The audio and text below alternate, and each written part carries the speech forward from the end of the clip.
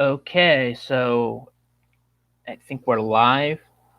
And I just wanted to do a video today that was sparked by an interaction I had on that lovely social media site known as Twitter the other day.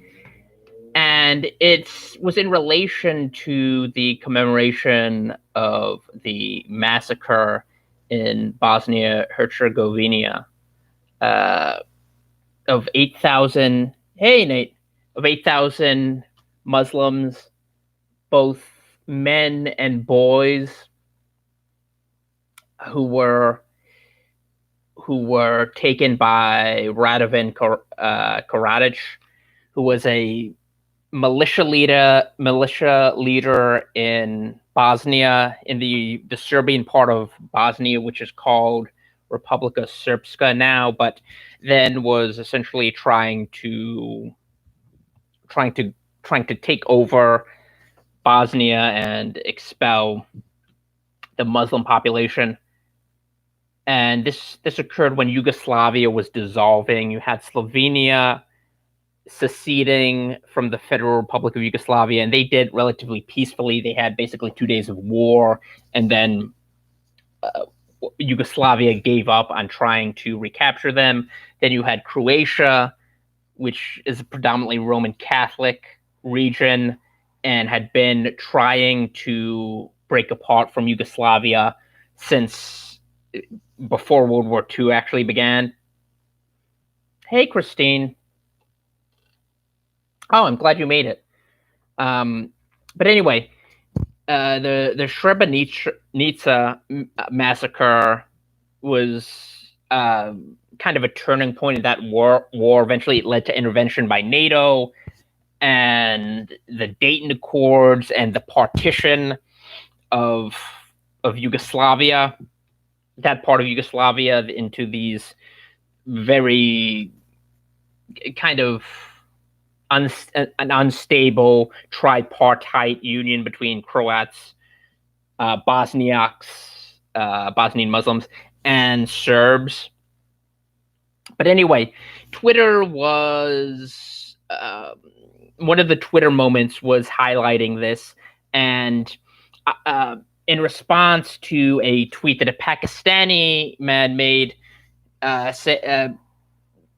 proclaiming how Pakistan had helped Bosnia, and then someone replied to him that there were that he had seen Pakistani mosques in Germany. This was from a Bosnian man, and it went back and forth for a little bit, and I pointed out that Pakistan, whatever contribution they made to honor the dead of this particular massacre, they had actually enacted a much bigger, much more widespread genocide during the Second Indo-Pakistan War, where what was then East Pakistan rebelled against the military dictatorship of Ayub Khan, and as a result, Ayub Khan sent the Pakistani army to massacre, in concert with Islamist factions within what's now Bangladesh, to massacre the population of Bengalis who were seeking their independence. And India intervened, and eventually Bangladesh achieved their independence. But in the process, somewhere between 300,000 and 3 million Bengalis were massacred. Of course, this occasioned this huge backlash by Pakistani Muslims who saw my tweet and became infuriated. And I don't know if you people are familiar with engaging Pakistani Muslims on social media, but they do not take kindly to any imputation of blame or implication that Pakistan might not be the most advanced country in the world, that they might have slightly backward customs like persecuting non-Muslims and honor killing women. And of course, because of this sparked a huge backlash, with many Pakistani tweeters sending me expletive-laden replies claiming that claiming that this is all propaganda, despite the fact that it's universally acknowledged, just like it's universally acknowledged that that the Ottoman Empire massacred Armenians and Assyrians and Christians within Turkey, massacred hundreds of thousands of them. And this is something that's attested to by almost every serious scholar. The same goes for the Bengali Genocide. This is something that's widely acknowledged by almost every reputable scholar.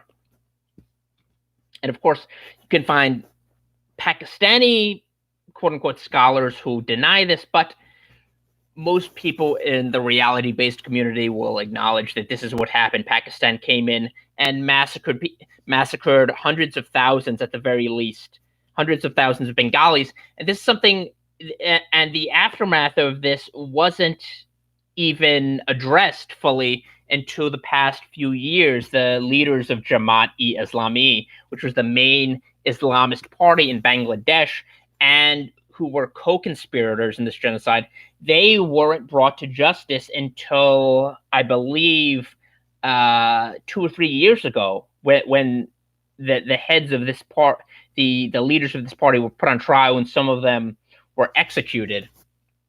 And of course, this occasioned a jihadist backlash within Bangladesh itself, which saw many suicide bombings and hostage takings. And this is what happens when you try to hold Islam to account in some tangible way. So this went back and forth for a while, but it made me think about the defensiveness that Muslims have towards their prophet, particularly the desire to protect him from any critique, and the lengths that Muslim apologists and even ordinary Muslims will go to in order to apologize for Islam, even if it means proclaiming transparent lies and distortions. And this is something that happens when you are raised in a false religion, in a religion where there's no exit strategy, where if you reject it, you're subject to, at worst, death, and at best, ostracism and alienation from your family. This is something that most Muslim apostates, particularly those who embrace Christ, experience. And one of the problems is Muslims have never come face to face with who the center of their religion was. And one of the reasons is because they have not read the Quran in their own language, and they have not compared it to the Bible, which demonstrates definitively that Muhammad was a false prophet. Now, Muslims will claim that Muhammad is alluded to prophetically in the Bible, and they'll cite they'll cite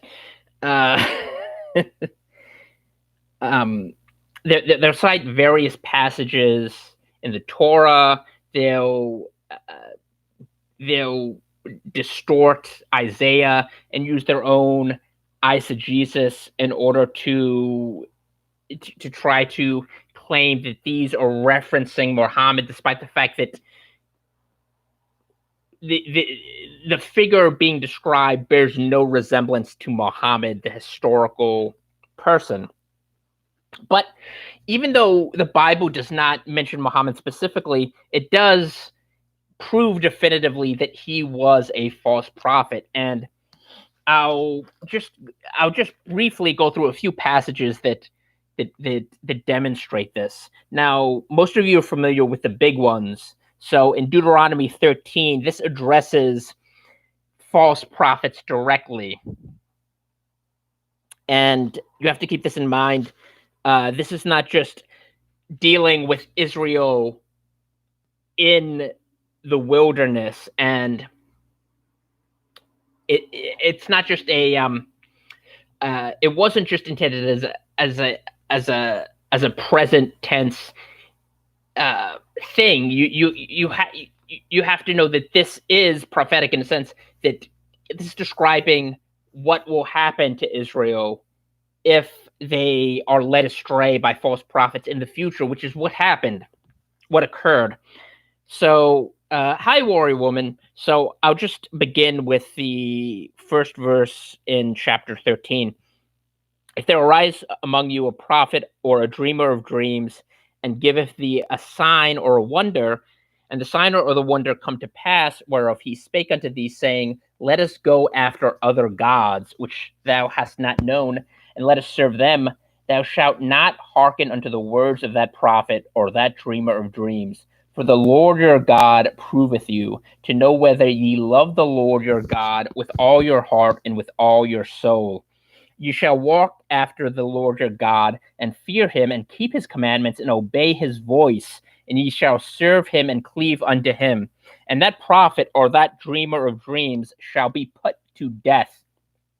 Now, this is something that's referenced by David Wood constantly when the prophethood of Muhammad is invoked. Moses, if Muhammad had existed in this time frame, and of course he wouldn't have been part of the Mosaic covenant because he was not a Jew. But the point is, if he had existed around that time, and if he had tried to do these things within the purview of Moses, he would have been subject to capital punishment because he was a false prophet. Because he hath spoken to turn you away from the Lord, capitalized, your God, which brought you out of the land of Egypt, and redeemed you of the house of bondage, to thrust thee out of the way which the Lord thy God commanded thee to walk in. Now, this is the Lord Jehovah Yahweh. This is capital Lord. This is the only this is God, not the God that Muhammad tried to not the figure that Muhammad tried to deify, Allah, which was essentially a holdover from a polytheistic pagan culture, and is at best was at best a form of monolatry, not monotheism. So this is a completely different God. So shalt thou put the evil away from the midst of thee. So this is one of the most important verses when it comes to identifying false prophets. And as he says, sometimes God will even allow false prophets to come. Sometimes this is a test of the faith of people. It's a test to see whether they will be faithful. It's kind of a test of their heart, their motivation. Sort of like when Pharaoh hardened his heart, he had the ability to see what God was doing and who God truly was, and he resisted. So God eventually hardened his heart. So, I mean, sometimes these false prophets will arise, and God will permit it. So, I mean, that's one verse. The other verse from Deuteronomy is Deuteronomy 18. Well, I'll start I'll start with 18:18, but this is the verse that Muslims use in order to claim that Muhammad is prophesied in the Bible. I will raise them up a prophet, capital P, from among their brethren, like unto thee, and will put my words in his mouth, and he shall speak unto them all that I shall command him. So this cannot be Muhammad, because Muhammad was not a brethren with any Jew. He was not part of Israel. He was not part of the Mosaic covenant, despite the fact that Muslims try to convey this idea that they're an Abrahamic religion. They're really not. The Abraham described in the Quran, i.e. Ibrahim, if you look at the Surah, the prophets, Ibrahim is really a pagan, just like Muhammad. It's kind of Muhammad. If you read that Surah and the description of what Abraham does when he goes to the Kaaba, he essentially destroys all of the idols, but keeps one idol, that idol being Allah. So Muhammad is essentially retconning himself into the story of Abraham. He's disregarding the Abraham described in Genesis, beginning in Genesis 12. He's completely forsaking that Abraham and inventing his own fictitious version of Abraham, just like there's a fictitious version of Jesus. So Muslims don't only have another Jesus, they have another Abraham, they even have another Lot. If you read the Quran, the way Lot is described, you would think he were Billy Graham or John Piper or or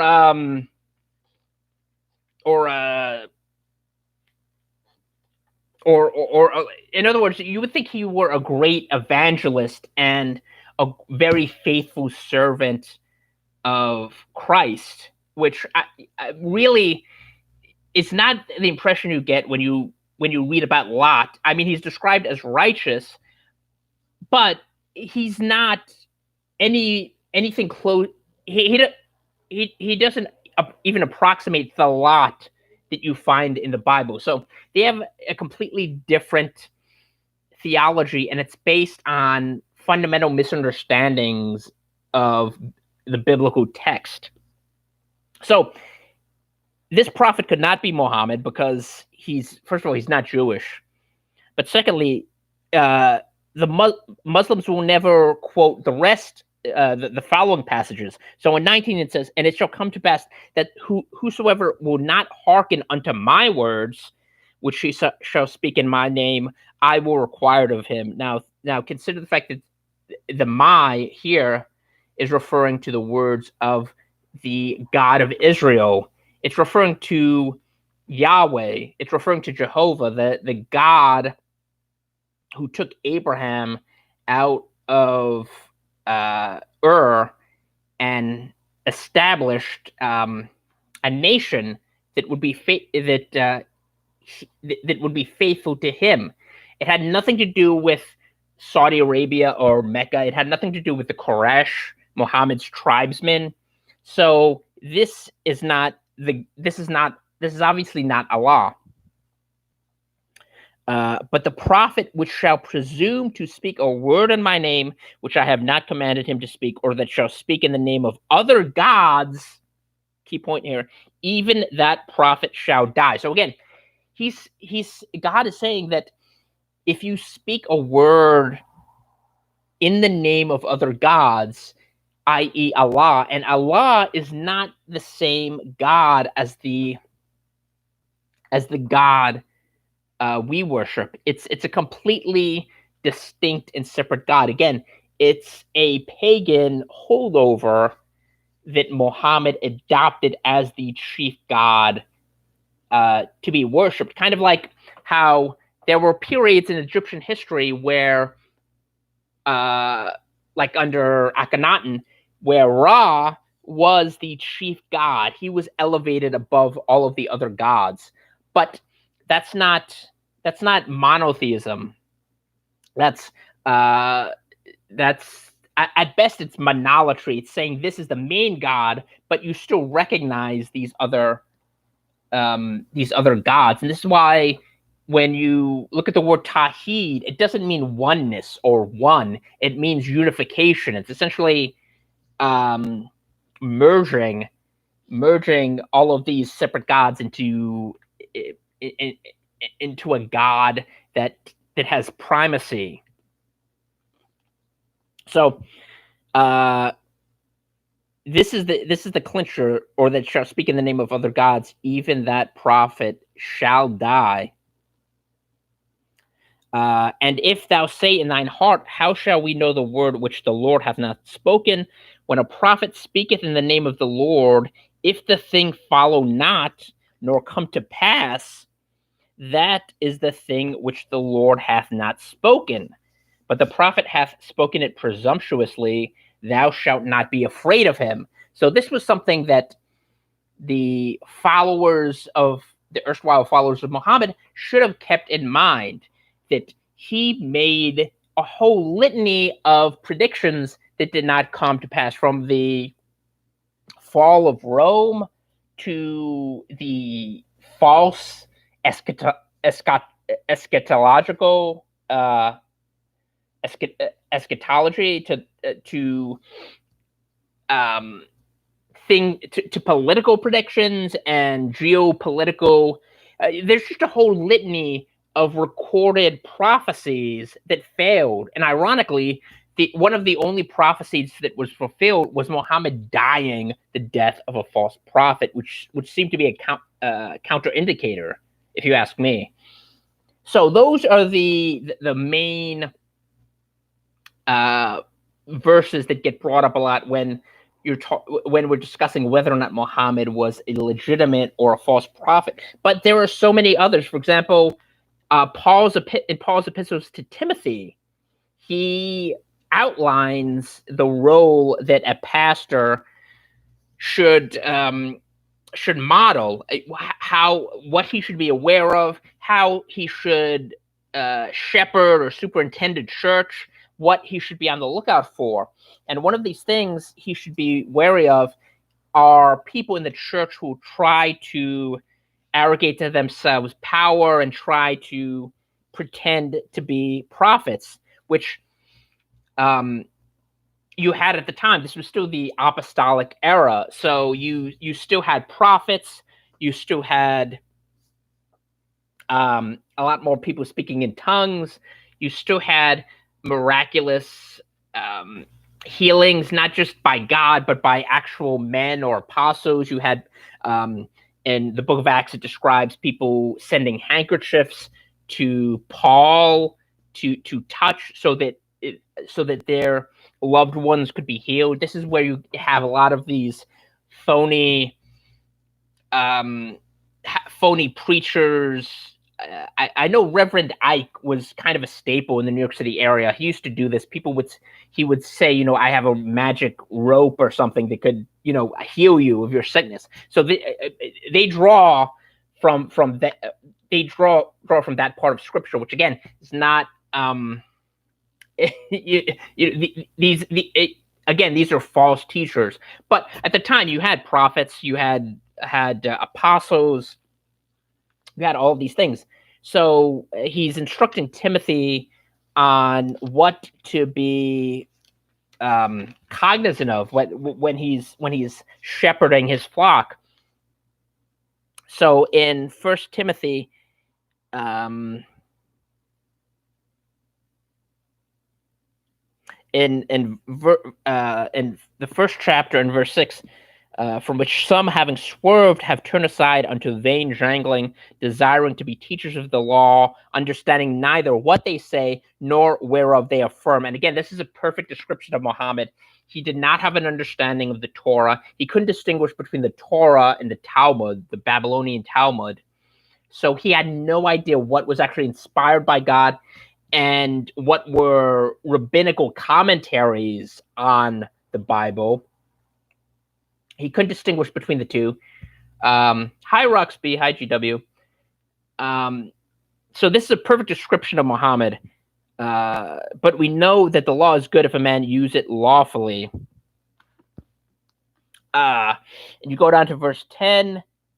for whoremongers, for them that defile themselves with mankind, for men stealers, for liars, for perjured persons, and if there be any other thing that is contrary to sound doctrine, according to the glorious gospel of the blessed God, which was committed to my trust. So he just rattles off a list of things that apply directly to Muhammad. So men stealers, liars, perjured persons, what else? Whoremongers. So all four of these things apply directly to Muhammad. And if you go to 1 Timothy 6, although there's a lot in these letters that could be used to give people guidance on what to be leery of when they're dealing with people who are suspicious, who they don't trust, and who might be manipulating the Bible for their own purposes. But in in chapter 6, and if you go down to verse 3, it says, if any man teach otherwise and consent not to wholesome words, even the words of our Lord Jesus Christ, into the doctrine which is according to godliness, he is proud, knowing nothing, but doting about questions and strifes of words, whereof cometh envy, strife, railings, evil surmisings, perverse disputings of men of corrupt minds, and destitute of the truth, supposing that gain is godliness. From such withdraw thyself. Again, this is perfect, and this applies not just to Muhammad, but from any false prophet or false teacher. And I was talking about this a little bit during a men's meeting at my church. The whole idea of following someone like Muhammad or Joseph Smith or any of these people is so ludicrous if you're actually steeped in the word, because it tells you repeatedly, Job, the oldest book in the Bible, is a great example of this. God says repeatedly in that book that well, not just God, but Job and his friends, they say, God doesn't need men in order to. He doesn't need men. Period. Men, the people he chooses as his servants are simply there to glorify God and to spread his word, but they're not essential.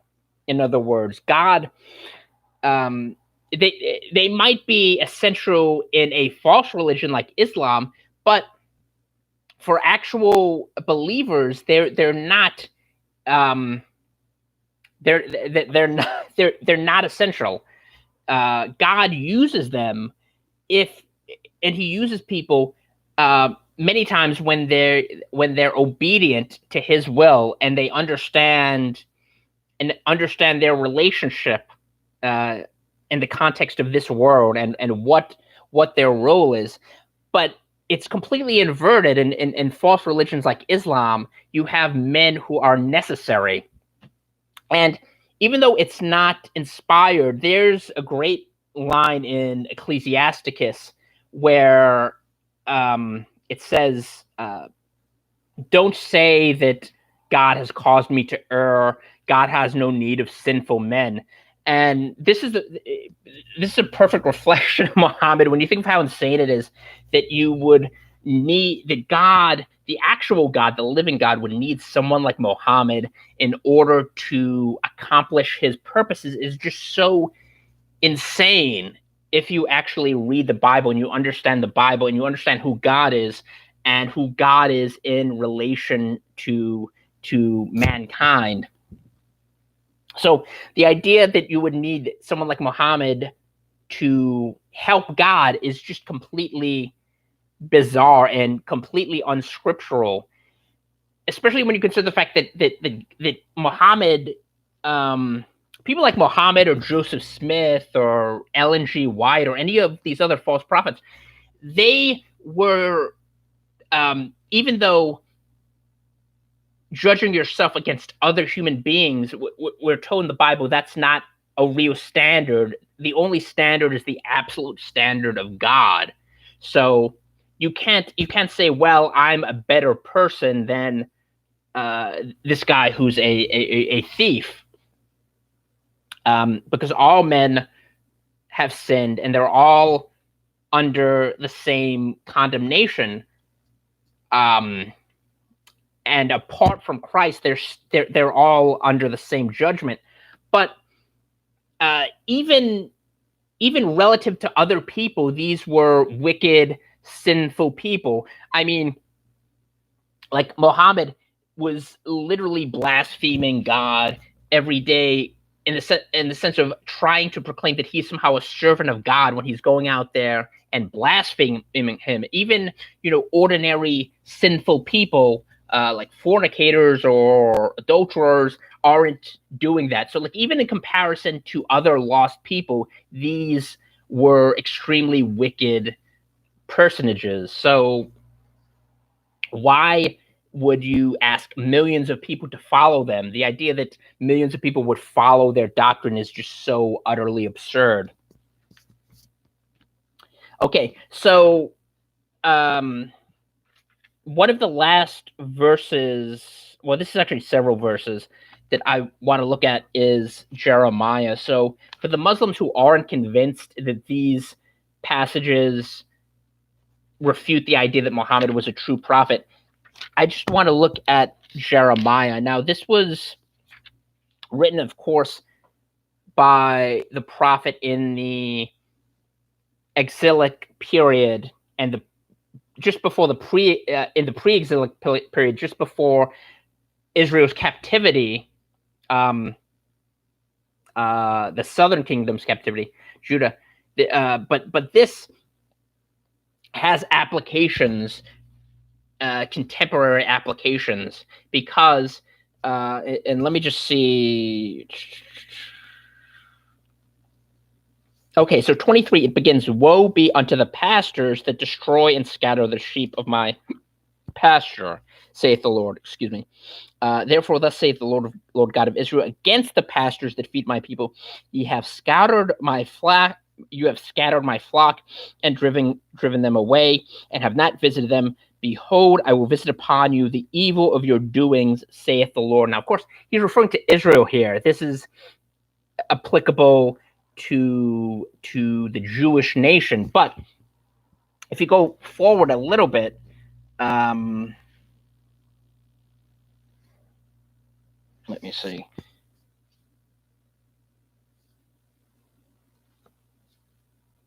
Okay, if you go forward a little bit to 15, and this is where I just want to resume. "Therefore, thus saith the Lord of hosts concerning the prophets, behold, I will feed them with wormwood and make them drink the water of gall. For from the prophets of Jerusalem is profaneness gone forth into all the land. Thus saith the Lord of hosts, hearken not unto the words of the prophets that prophesy unto you. They make you vain. They speak a vision of their own heart, and not out of the mouth of the Lord. They say still unto them that despise me, the Lord hath said, ye shall have peace. And they say unto everyone that walketh after the imagination of his own heart, no evil shall come upon you. For who hath stood in the counsel of the Lord, and hath perceived and heard his word? Who hath marked his word and heard it?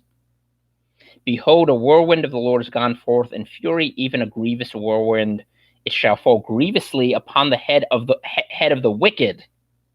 Okay, so this is a great passage, because again, it's applying to Israel, and Israel right before the captivity had fallen into grave sin, had been misled by the prophets of Israel, and they continued to be misled even after returning, even after the remnant returned to Israel and rebuilt the temple. They were still being misled, and that's why you have, beginning with the Gospel of Matthew, description of the really perilous spiritual state people are in, and you see the power exercised by the Pharisees and the Sadducees, which was who were powerful because they essentially practiced temple Judaism. Once the temple was destroyed again, once Herod's temple was destroyed, they lost all of their power, but the Pharisees remained and kind of served as the template for rabbinical Judaism. But if you isolate it and look at what he's saying about false prophets, these are people who are speaking as the mouthpiece of God. And this is essentially what you see now, what you saw with Muhammad, and what you see particularly with Muslim apologists today, imams. They're presuming to speak the word of whom they believe to be God, but it is not God at all. It's a false God. It's a God, as it says there. These are prophecies out of their own heart. So these are their own vain imaginings. That's what they're proclaiming. And you really need to understand this in order to have a clear grasp of when you're being misled and when you're being lied to. Because even a lot of people who are sincerely who might want to know God, they're being misled. And this is one of the interesting parts about chapter 23, when God talks about these shepherds who are misleading their flock, and he describes how he's going to this is also described in Ezekiel, and he emphasizes there how God is actually once he returns, he's going to take those that are in his flock. This is obviously a reference to Jesus, but a lot of people are seriously misled. They don't have the knowledge. They're not familiar with their own texts, and they're certainly not familiar with the texts that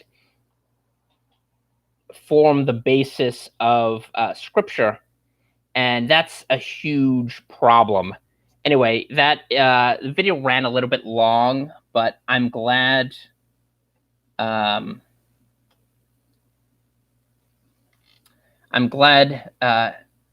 the people who tuned in to this late night video.